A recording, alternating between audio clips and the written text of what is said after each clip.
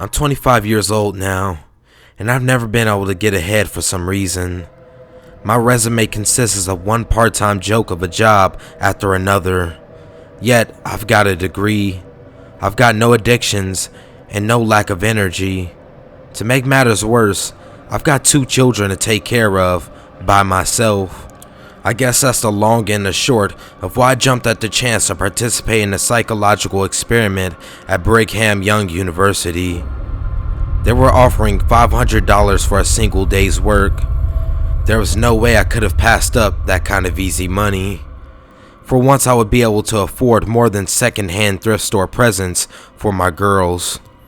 That excitement is what helped me to skip over all of the disclaimers in the contract that Dr. Phelps put before me. Since that day, I've reread the contract 100 times, sick at the thought of what I overlooked. There were clauses that allowed the researchers unfettered access to private documents and records.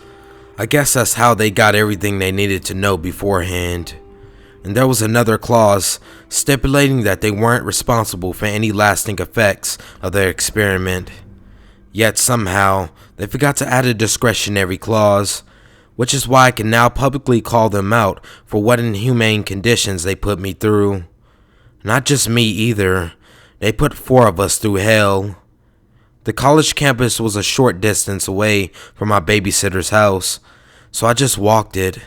It was under 20 degrees out, but it couldn't touch me, not through the excitement of $500. They had all 4 of us squeezed into the professor's little office while we waited to be called out. We were all instructed to make no communication whatsoever while we waited. First out was a woman named Whitney, who was handed a blindfold and led down the hall. Next was a man named Josh, who was given a little stack of index cards and led down the same direction, not blindfolded. Next up was me, blindfolded. I felt a little uneasy at first, but the assistant leading me down the hall had a passive, polite voice. When I was directed to sit, I heard a feminine sneeze beside me. I assumed that I must be sat next to Whitney. I heard the last nameless female participant shuffle in and Dr. Phelps cleared his throat. 2 of you are seated with blindfolds, and before you stand 2 more with index cards containing specific directions. You are paired by gender, male submissive, female dominant, and vice versa. Those seated and blindfolded being the submissive, obviously, no physical harm will be inflicted upon you. I heard Whitney let out a little sigh of relief. Suddenly, I was feeling less tense too. Still, the silence and the blindness was unnerving. There was a sound of a card flipping over, and a shaky voice broke the silence. Whitney, your brother was murdered recently, was he not? I have some— Wait! Damn it! Terrence! We have to muffle the other! Shouted Dr. Phelps. There was a lot of shuffling and cursing and apologizing, and suddenly there were big headphones covering my ears. I couldn't hear a thing. So I just sat there, thinking about Whitney and her lost brother. Naturally, I started thinking about my wife, Jennifer, before her fatal car accident. I always tried to remember her moments of life, but I could never forget the way she looked in those last moments on a hospital bed. It felt like hours before my headphones were finally removed. A heavy door had slammed shut, and beyond the walls I could hear a woman crying and screaming at someone. I heard the dragging of feet over the wooden floor and impotent yells for them to release her. From the silence beside me, I can only assume they had hauled Whitney outside. But why was she screaming and crying so much? I knew in some small part that it must have had something to do with her brother she had just lost. It's just to be expected. I could hear the professor muttering to someone else. They read the contract. Still, sir, replied another hushed voice. That was cruel. The doctor cleared his throat, cutting off his assistant, and spoke in full volume. You may proceed, Lily. Still, her screams were outside, growing fainter. It awoke a feeling of terror in me, like an infection, and I thought to tear my blindfold off right there. I thought to demand what happened to Whitney. I thought to call the entire experiment into question. But then I remembered my little girls. I remembered what I came here to get. "I'm so sorry," came a broken whisper from another participant, Lily. From the sound of her voice, I figured she was standing just a couple feet away in front of me. "I'm sorry." "Read what's on the card, Lily," barked Dr. Phelps. "Do not say anything else, please." "My name is Lily Briscoe," she said, "and I knew your wife before I murdered her." Even despite her obvious reading voice, that sentence managed to make the hairs on the back of my neck stand up. Jennifer wasn't murdered. It was a freak thing, a hit-and-run accident. Wasn't it? I tried to convince myself it was just part of the experiment, but the further Lily went on, the more convincing it was that everything this woman was saying could be true. "Your wife and I went to school together here at BYU with you too," she went on. "You probably don't remember me, but I sat in the back of class in POS 320. I'm the girl you called an idiot in front of everyone because I thought Australia was a territory of England." I remembered that, but not her name. I couldn't even put a face to the person I had called out like that. Could it really have been her? "I had more classes with Jennifer, so we started hanging out with the same crowd. I remember you've always been antisocial, so you were never around. But your wife only continued what you started. She was always finding ways to make me look dumb. She and I had to pee at the same time once at a house party with one bathroom.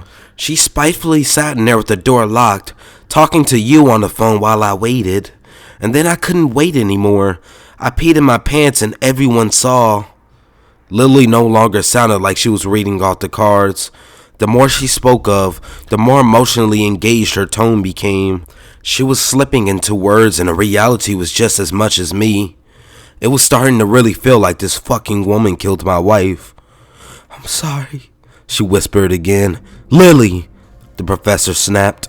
4 months ago, it was now," she said more quietly than before.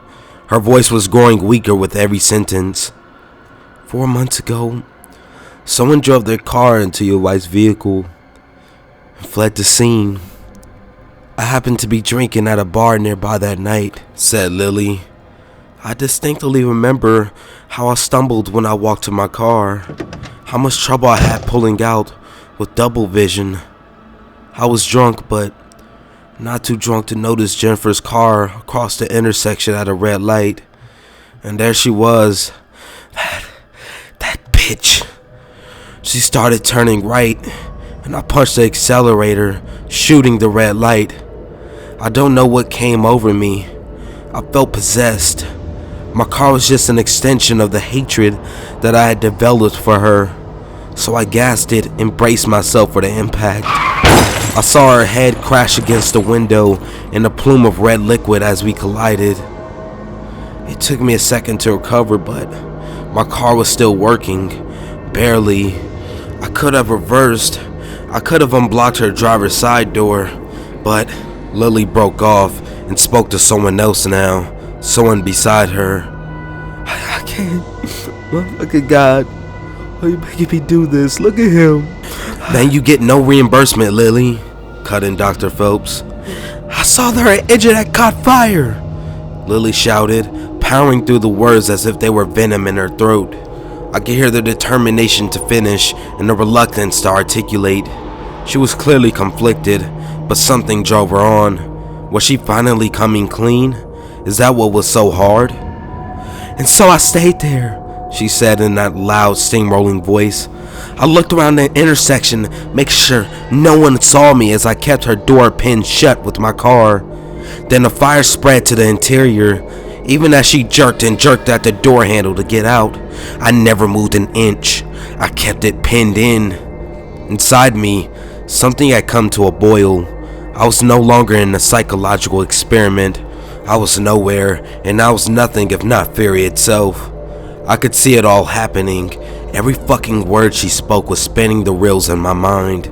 I was there in the intersection that night, transported by my blindfold and Lily's account to see my wife burning to death. And her screams for help were like a sweet song in my ears, Lily shouted, straining against something invisible lodged in her chest. and I looked straight at her and made eye contact. Her eyes got wide as she recognized me, and Lily was choking back tears now, unable to go on. And I laughed at her fear, at her life in my hands, that frail bitch. And then I saw a car coming, so I reversed and drove away before they could see me. But I hear she did quite a bit of suffering before she finally gave up and left your ass here with your kids. I heard the note cards crash to the floor, but in the next moment, I was on my feet. In one motion, I flung my blindfold off, and I gripped my hand around her skinny throat. The rage was a sheet covering my eyes, but eventually they let the light in, and I saw. There was no fear in her eyes. There was no malice, no hate. There was only sadness welling in her deep blue eyes. So I released her, even before the assistants could reach me. I tried to speak, but no sound came. We just stood there, silent yet awake, in unison. You didn't kill her, I said at last. Fucking experiment. I would have thought that the realization would ease my mind a little, but I got no reprieve. That sick acidic burn remained in my stomach as they led her out the room, shaking and crying. The professor waited a few moments before coming up to me with an envelope. Well, you ruined the experiment, he said. Contractually, I shouldn't pay you. You were supposed to remain blindfolded and answer questions about what kind of legal trial and sentencing your wife's murderer should have gotten. But I think we all know that answer you would have given anyways. I would have said put her down, I answered vacantly. My head was still reeling, so it took a moment to remember the experiment. I still had that sick, violent feeling like my wife did actually have a murderer, rather than a random hit and run.